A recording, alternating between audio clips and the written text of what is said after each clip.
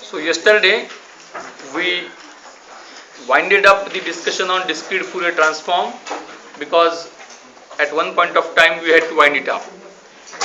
Then we are supposed to start with the discussion in the first section, that is connected with continuous signals and systems. We will be dealing it again in a well defined sequence, in which we will be dealing Fourier series first, that we tried to introduce yesterday. But before going to that, which is somewhat simpler, we will take a review of section 1, what is expected in section 1, that is what we mean by continuous time dealing of signals and systems. So to be more precise and very much clear, that a signal has been considered to be a two-dimensional one, and I think that we have now become tuned to consider the signal as a variation of a two-dimensional variable with respect to time, wherein you are supposed to imagine something like this for a signal. So we have got a theme of xt. The idea which is to be clear is xt means xt possesses for every value of t some quantity which is two-dimensional one. So xt, which a signal xt is having a position in a 2D plane for every t. T is one dimensional and extends from minus infinity to infinity. So you well imagine the signal xt as such as a two-dimensional one. You can revert to one dimension at any point of time. Then various representations are to be there, which are ranging from Laplace transform, Fourier transform and Fourier series. First original expression is xt itself. First original expression is xt itself. That is again classified into two types. One is the deterministic signal and second is the random signal. By deterministic signal we mean that xt can be expressed by a formula. Xt can be expressed as a function of t. Now we say two-dimensional function of t. When we express two-dimensional function of t, there are two ways to express it. Either we can express real part and imaginary part separately, or we can express it in the form of polar form, r e raised to j theta like, where r and theta can be function of time. Is it clear now? So xt is a function of time. Then if it is deterministic function, in the sense that a deterministic function will be hardly of any use, because a deterministic function provides us by single formula all the values of the function from minus infinity till infinity, means it is able to forecast what the signal would be. These signals are useful for analyzing the things, for understanding the themes of signals and systems, but these signals will not actually be useful because they will never be in practice. In practice, it is not that way meaningful to say of a signal which is there from minus infinity to infinity. It is not there. Then another type is random signals or non-deterministic signals, wherein the signal can be expressed only by its graph. Means that at any point of time it can have any value and we do not have any formula by which we can shorter its representation. So complete graph of this right from minus infinity to infinity. Then when we talk of infinity, a problem may come about thinking something in future. To remove that difficulty, if instead of time we get a space dimension, in that case we can say to be fx versus x, where x is there from minus infinity to infinity, means we can think of infinite space, but we can't think of infinite time, because we are working in a non-Einsteinian domain, where we look at these two things separately, and when we look at these two things separately, we find ourselves comfortable in thinking of infinite space, because I think that I can see it at a given point of time, whereas it is difficult for us to think for infinite time, because it is something which I am expecting to occur in future, which I think that I am somewhat incapable in thinking that. So except that, if that is removed, then at any point of time or at any point of value of x, fx has got some value, two dimensional obviously, but the problem is that it cannot be represented by formula. We do not have a formula for that, right? So what we have is a function ft. I hope that now this infinite in time and space we forget, because if we decide to carry all the difficulties or shortcomings, we will not be able to progress. Therefore, we should make ourselves aware about the difficulties and shortcomings, keep them aside, and we have to make a progress. So ft is now a function of time which can have, what is ft? At any point of time, ft is an ordered pair. At any given point of t, at any specific value of t, ft is an ordered pair of two real numbers. When we think of voltage signal, it is a one-dimensional number, means that one-dimensional number I can see to be a pair of two-dimensional numbers with other dimension to be 0. Is it clear now? The bombarding is with such a tone that there is no option of getting clarity or otherwise. Anyway, so ft is the original representation of the signal.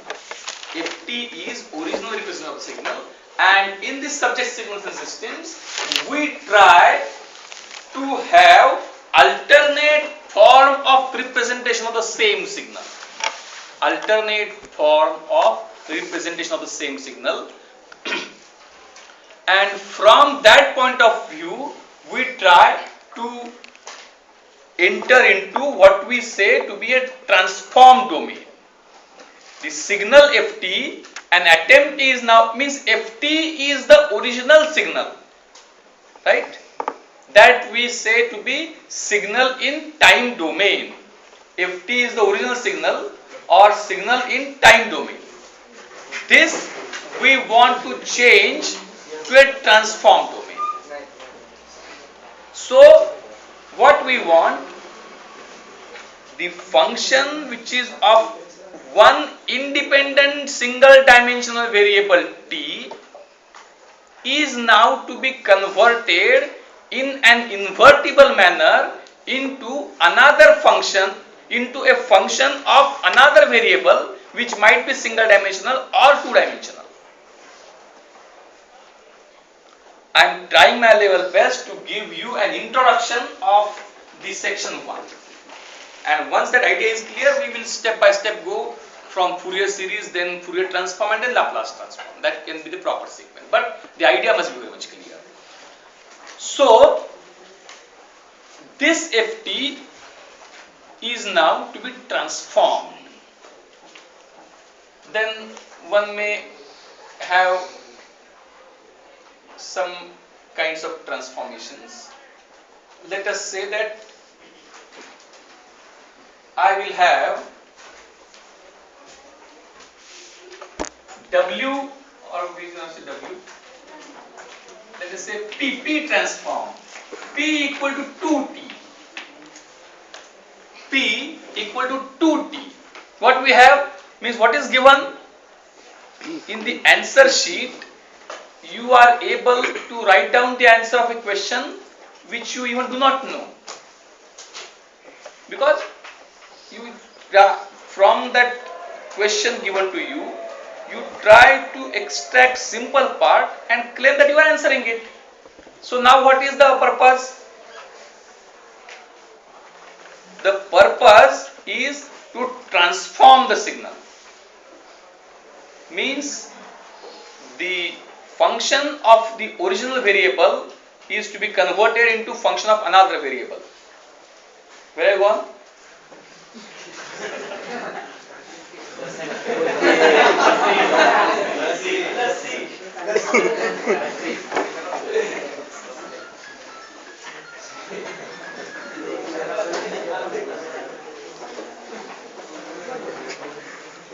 So if we put P equal to 2t, what will happen? If we put P equal to 2t, what is going to happen? 2t equals 2 pi.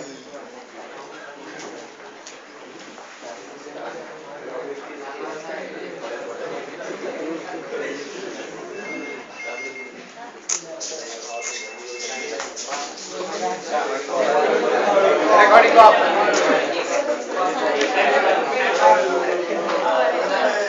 Terus tuh kelas room udah.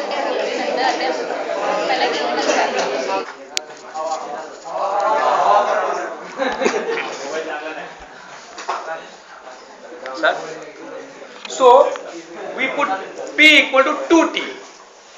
If you put P equal to 2t, how will you transform it? Ft would be transformed to f of p by 2. Fp would be transformed to f of p by 2. That would be expanding the original signal, right? And if we put reverse, it will be compressing the original signal. So these are very preliminary transformations, and no much new meaning can be drawn through these transformations.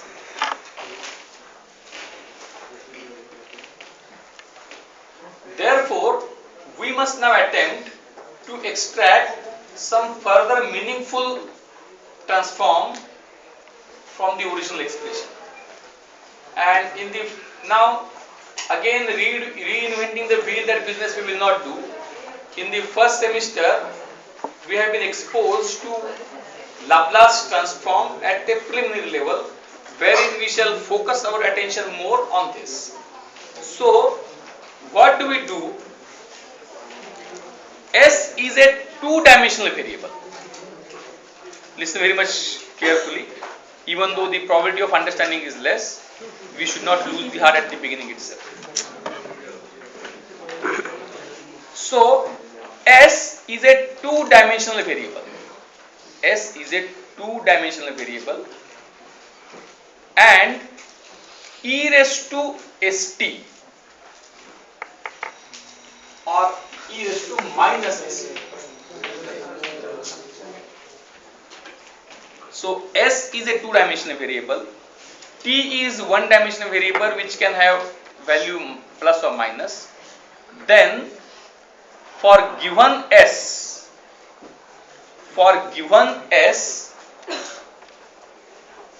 this e raised to minus st becomes, if S is only imaginary, then it becomes a rotating function. If S is only real, then it becomes an exponentially increasing or decreasing function. And if S is complex, in that case, it becomes expanding or reducing and rotating function. So e raised to minus st is what we can write down as e raised to minus st as S is a two-dimensional variable. It has got two dimensions which we express as sigma plus j omega. J is being used by us so as to simplify the complex number analysis. Except otherwise, we should not have any kind of special privilege for imaginary part and real part. So e raised to minus st would become e raised to minus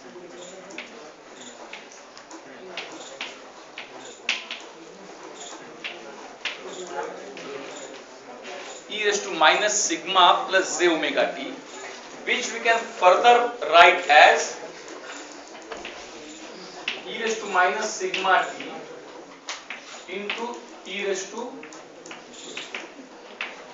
minus j omega. Now e raised to minus sigma t, if you think separately, then if sigma is positive, in that case it would be a function like this, 1 at t equal to 0. If sigma is negative, it will function like this.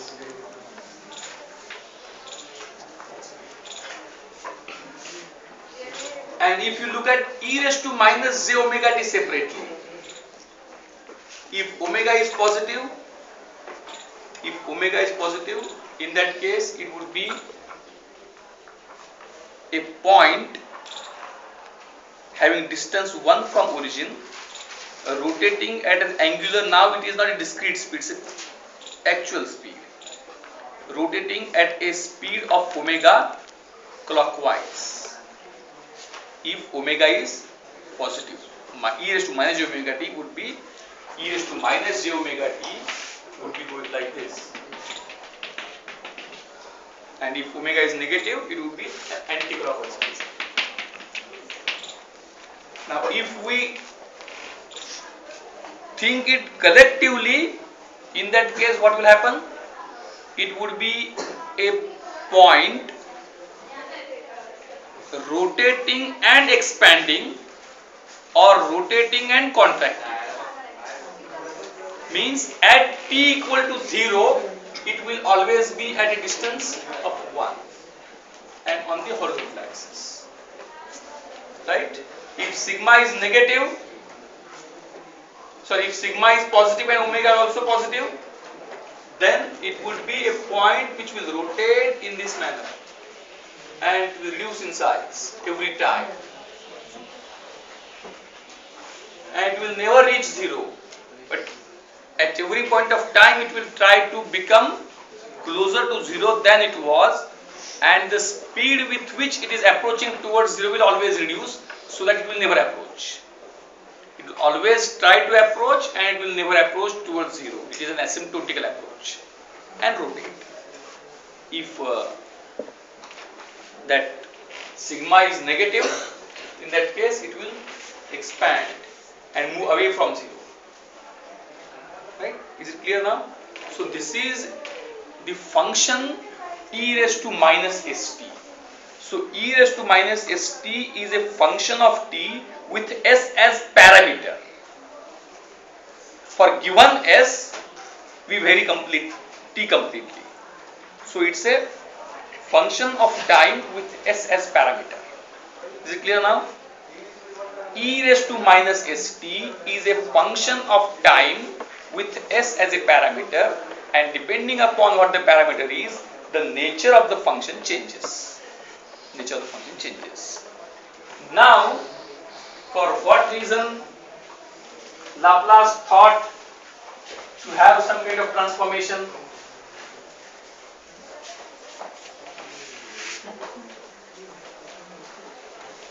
Why it is named after Laplace? What was the thinking going on in those days can be imagined by us. So, now an attempt is being made to have, just now, see, without, in the first semester itself, without exposing you to Laplace transform, an attempt should have been made to invent the transform. But now, since that phase is over, and you are somewhat aware about Laplace transform, let us not reinvent the wheel and use the definition of Laplace transform. By using the definition of Laplace transform, the very definition of Laplace transform thinks about multiplication of ft into e raised to minus st. Right? So ft is the original function which we are interested to transform. Ft is the original function which we are interested to transform. To that we are multiplying by another function e raised to minus st, in which s is a parameter. Ft is how many dimensional? Ft can be 2 dimensional. e raised to st can also be two-dimensional. We are well aware about two-dimensional arithmetic or method, what we can say, complex algebra, and we are aware that you are multiplying the two-dimensional numbers. So multiplications of two-dimensional numbers is how many dimensional number? Is two-dimensional itself. So we have that multiplying rules wherein we remain in two dimensions only. So ft is multiplied by e raised to minus st, and that becomes another function. This becomes another function. So what kind of function it will become is to be thought by you very seriously. In this sense now, it's presuming that you have got some enough intellectual capacity to think this problem is exposed, you are exposed before this problem, and the thinking is like this, that we have a 2D signal and it is having like this, ft is in this form, and to that we are multiplying by e raised to minus st. So e raised to minus st, how can you think of e raised to minus st? How will you think about e raised to minus st?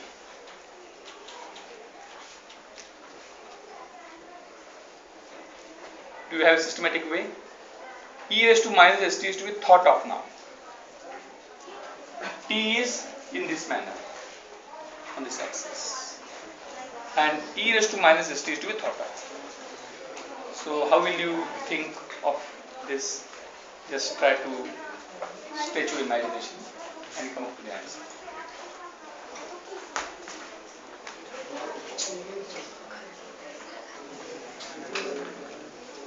Anyway, that mathematics lecture is of mathematics only, so recording off.